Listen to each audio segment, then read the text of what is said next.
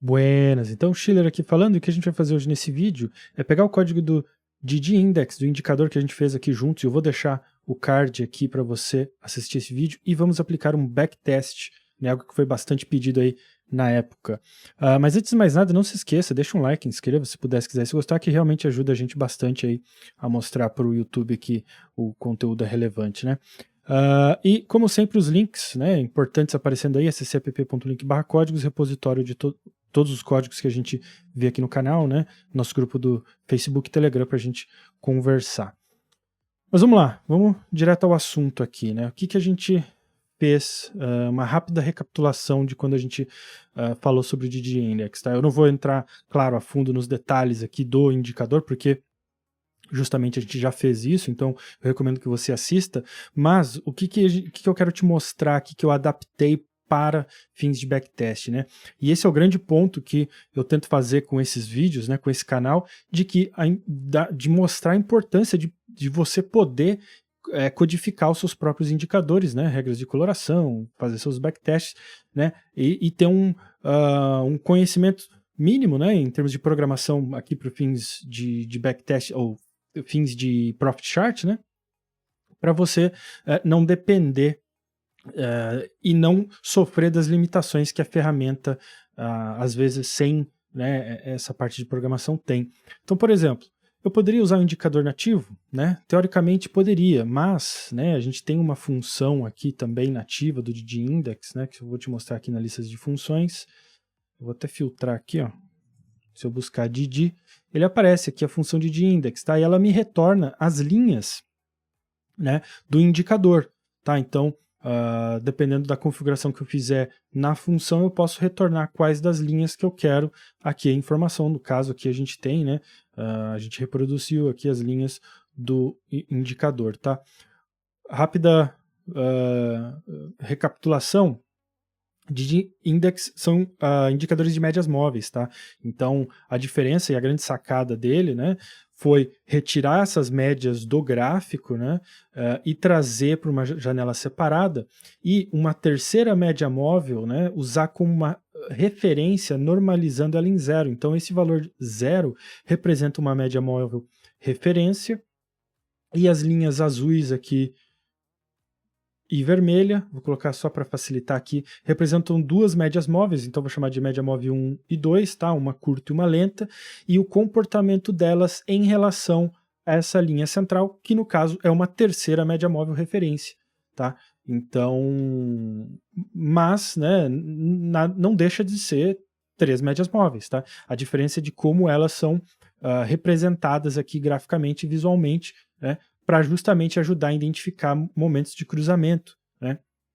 Então, por exemplo, quando a gente tem uma dessas duas médias, né, a vermelha ou a azul, cruzando essa linha branca, no caso aqui uma referência em zero, isso também significa dizer o quê? Que ela está cruzando essa média de referência, né? Então, ao invés de eu ficar estudando e observando graficamente três médias, basta eu observar duas, né, e onde eu sei que zero será sempre uma terceira média que eu uso como referência. No caso, o Didi, acho que por padrão, usa essa média de referência como 8, né? 8 períodos, a curta 3 e a longa 20, se não me engano, me corrijam aí se eu estiver enganado, beleza?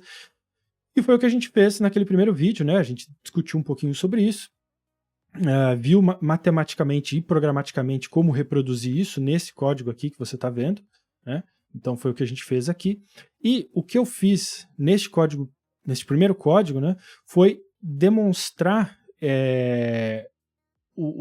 os parâmetros que o Didi identifica com uma coloração, onde ele fala, né, basicamente são 4, aí, 5 se a gente considerar agulhada, né, mas a gente tem o alerta de compra, a confirmação de compra, o alerta de venda e a confirmação de venda. E por último a gente teria o que seria, né, a agulhada, tá?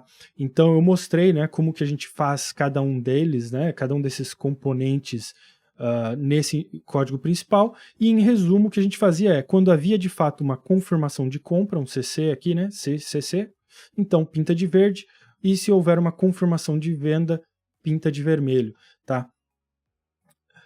Um parâmetro importante que eu recomendo você ficar de olho é esse parâmetro destes componentes aqui de alerta de compra e de venda, tá?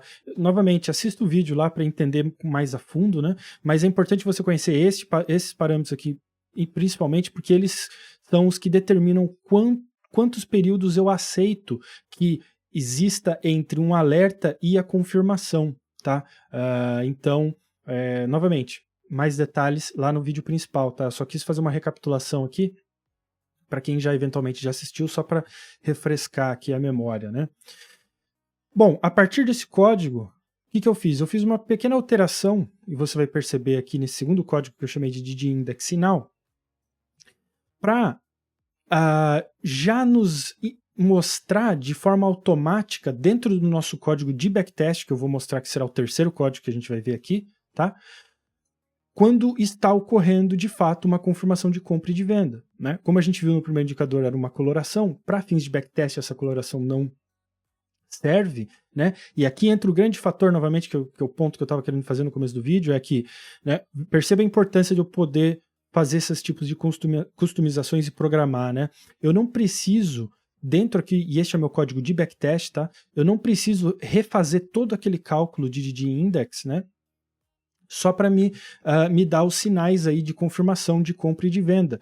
O que eu posso fazer? Eu posso criar um arquivo separado, que eu fiz nesse arquivo DDIndex Now, né, para fazer isso por mim, e lá no meu código de backtest eu vou referenciá-lo como eu faço, chamando uma função nativa aqui, quando a gente faz, né, quando a gente chama uma média móvel aqui, por exemplo, indicadores, média, né, ou qualquer outro indicador, ADX, enfim, nada mais é do que a gente vai estar fazendo aqui. A diferença é que a gente vai estar programando o nosso próprio indicador, que a gente vai chamar a nossa própria função, né?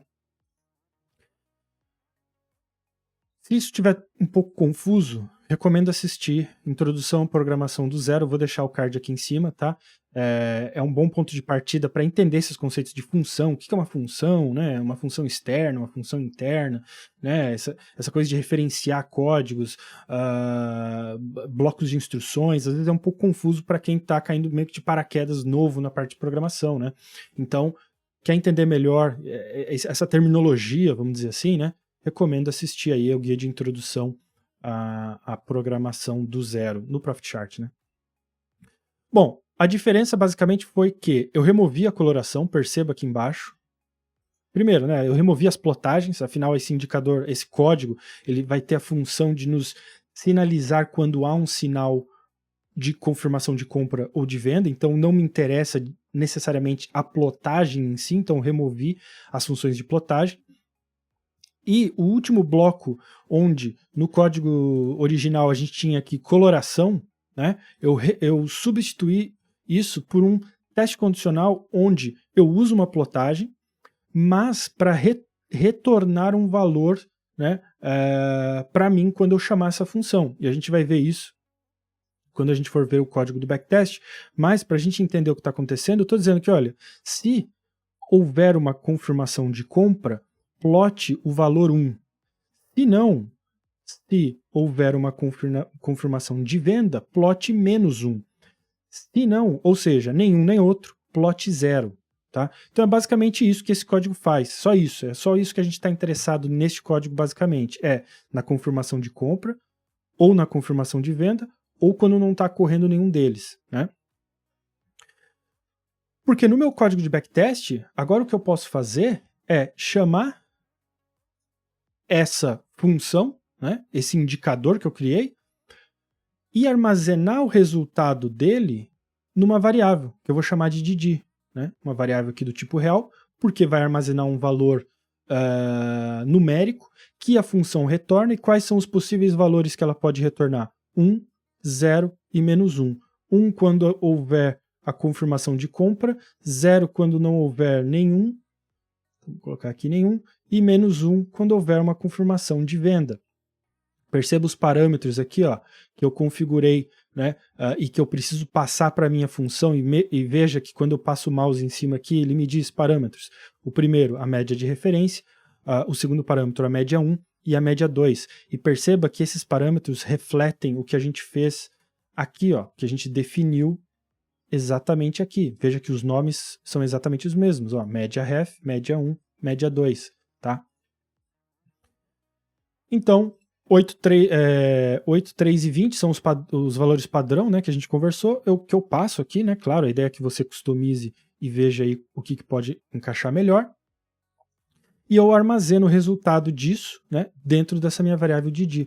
Então, dentro deste código de backtest, eu não preciso ficar instruindo a buscar, né, o sinal através aqui das linhas de código, plotar um DD index, ou até mesmo chamar o indicador, ver se ele está acima, cruzando a linha 1, está cruzando a linha 2, e assim por diante. Porque tudo isso é feito dentro desse meu código. Eu simplesmente instruo para ele, vai lá dentro desse código, que é o que ele faz, entra aqui, resolve tudo isso para mim, já busca se está cruzando, quem está cruzando quem, como é que está as condições, se tem aí o alerta de compra, alerta de venda, confirmação.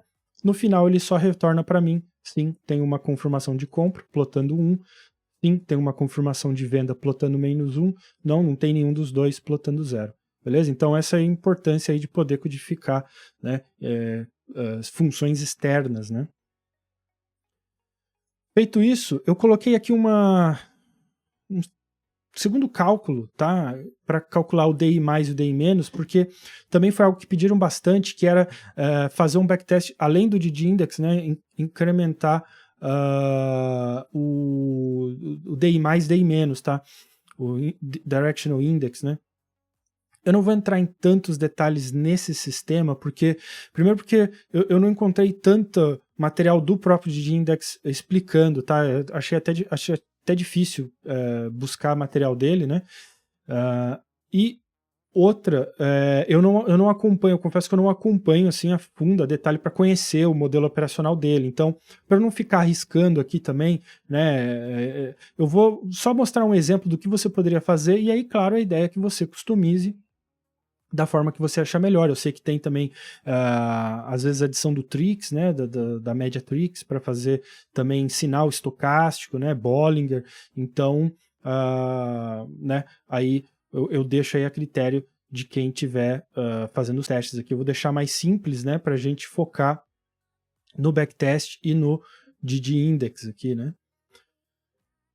Mas, para não ficar também sem nada, né, eu coloquei aqui o DI P e DIN, que seriam o DI mais e o DI menos, né, o positivo e negativo, onde eu uso a função nativa mesmo da plataforma, DIP, DIM, em 14 períodos, onde a linha 0 representa a linha positiva e a linha 1 a linha negativa.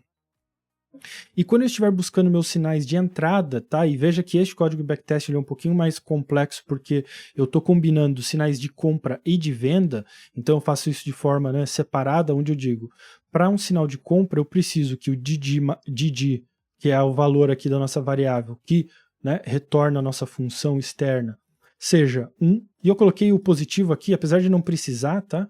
Eu coloquei só para ficar bem óbvio, né, o que a gente está fazendo, né? Se for aqui então 1, a gente tem a nossa primeira condição sendo satisfeita, temos uma confirmação de compra, e se o DI mais estiver acima do DI menos, né, se essas duas condições estiverem ocorrendo ao mesmo tempo, para mim será o meu gatilho de compra, né, para o meu backtest. E o inverso eu faço na venda, onde eu digo que se o DD for -1, né, e o DI mais estiver abaixo do DI menos, então eu tenho um sinal de venda, tá? Então é basicamente o inverso. Para fazer minhas aberturas de posição, então vamos colocar aqui, ó, tenho meus sinais de entrada. Para fazer a abertura de posição, eu tenho um bloco onde eu pergunto se eu não tenho uma posição em aberto, não has position, não tem posição, então eu vou buscar situações, né, gatilhos para fazer essa abertura. Se houver um sinal de compra, então eu vou fazer todo o processo que eu preciso para me posicionar na compra. Opa, eu acabei deixando aqui essa ordem por engano, deixa eu apagar ela já. Onde eu tenho print a barra de verde, simplesmente um adendo visual aí para nos ajudar, calcule alvo e stop, tá? Eu fiz a proporção 2:1 aqui, simplesmente para um gerenciamento de risco bem simples, tá? Só como exemplo, eu sei que também que no modelo original, se não me engano, né, você tem gatilhos de saída também, não necessariamente um gerenciamento de risco usando proporção, né, de candle, nada disso. É às vezes um sinal mesmo de saída, um cruzamento do estocástico, enfim. Também, como eu disse, eu não conheço a fundo o modelo, tá? Então, não quis arriscar aqui e falar besteira. Então, deixa aí a seu critério, mas né, deixa aí nos comentários qual é o modelo exato que você usa, né, ou que você conhece, que você gostaria de testar. A gente pode tentar fazer algo aí especificamente, né? Falar, olha, seria o cruzamento, né, do estocástico, enfim. A gente pode tentar avançar mais ainda esse código, tá? Eu armazeno numa variável chamada lado saída o lado oposto da minha abertura de posição. E a gente vai ver o porquê já, mas basicamente esse valor OSCell vem dessa lista de constantes, que se eu clicar aqui, ó, abrir lista de constantes, né, se eu for em tipos de ordem, eu tenho aqui, lado da ordem. Eu tenho dois lados, OS by, OS cell, né, que seria order side by, né, lado da ordem de compra, ou OS cell, que seria lado da ordem de venda, né? Order side sell. E você vai ver por que eu faço isso, tá?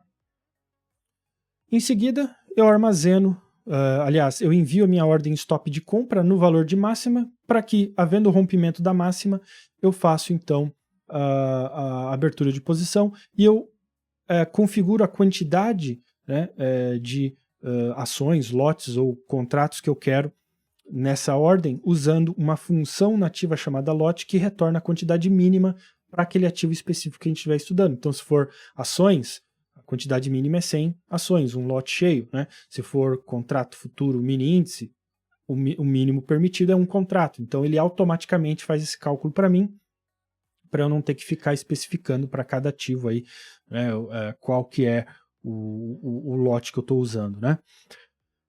Veja que eu faço a mesma coisa do lado inverso, né, para abrir uma posição de venda. Claro que eu preciso que haja um sinal de venda, né, e aí eu faço as configurações inversas, onde eu pinto a barra de vermelho, né, o meu alvo, claro, é invertido, né, então, portanto, é a mínima menos essa amplitude ou proporção de 2:1, né, e o meu stop passa a ser a máxima, né.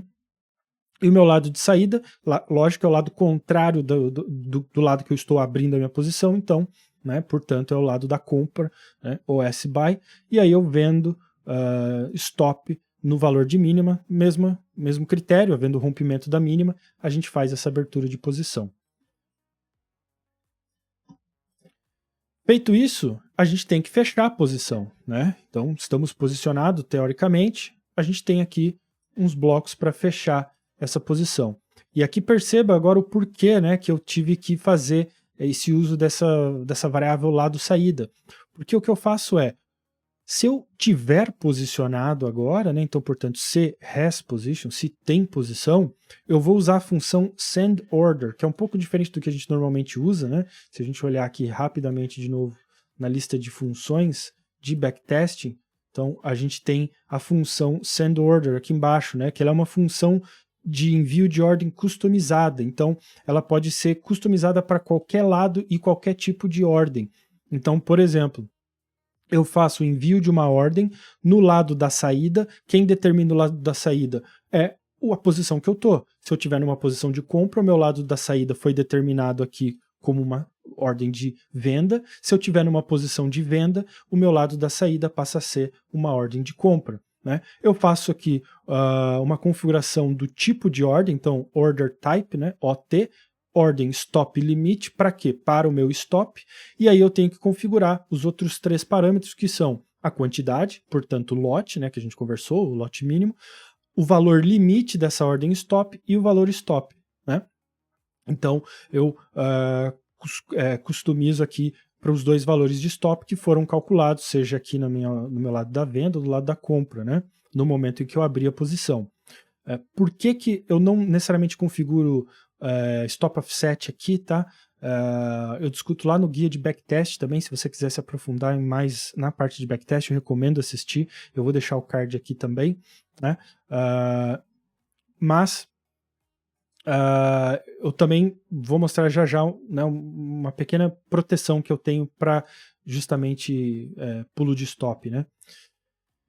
Mas antes disso eu faço o envio da ordem, né, no alvo, né? Portanto, novamente no lado da saída, né, porém uma ordem limite para o meu alvo, né, com a mesma configuração de lote, E, claro, para uma ordem limite, eu apenas preciso configurar o parâmetro limite, né? O parâmetro stop, no caso, eu posso por literalmente qualquer valor que ele vai ignorar. Então eu coloco 0 aqui, você precisa passar um valor, né?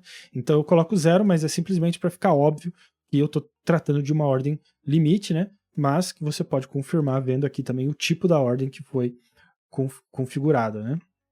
Então, basicamente, o que eu estou fazendo aqui é, com essas mesmas duas instruções, eu posso fazer o envio da ordem customizada tanto no lado da venda ou do lado da compra, porque quem vai determinar o lado é essa variável lá do saída que vai ser configurada no momento em que eu abro a minha posição.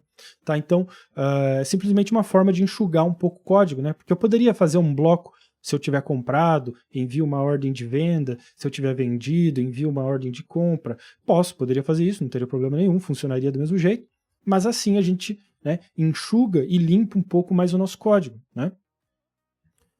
E por último, eu tenho aqui uma proteção contra gaps, né, que é o que eu discuto lá no nosso guia de backtest, que quando eu estiver comprado e a mínima romper o valor de stop, ou se eu estiver vendido e a máxima romper o valor de stop, então fecha minha posição, e nesse caso ele fecha a posição a mercado. Essa função close position envia uma ordem a mercado no lado contrário do lado da posição, então eu não preciso nem especificar que lado que eu tô, ele já automaticamente assume o lado contrário do lado da minha posição e fecha a minha posição a mercado, tá? Então eu mostro novamente lá naquele guia de backtest alguns exemplos disso acontecendo, né, esse rompimento de gap, tá?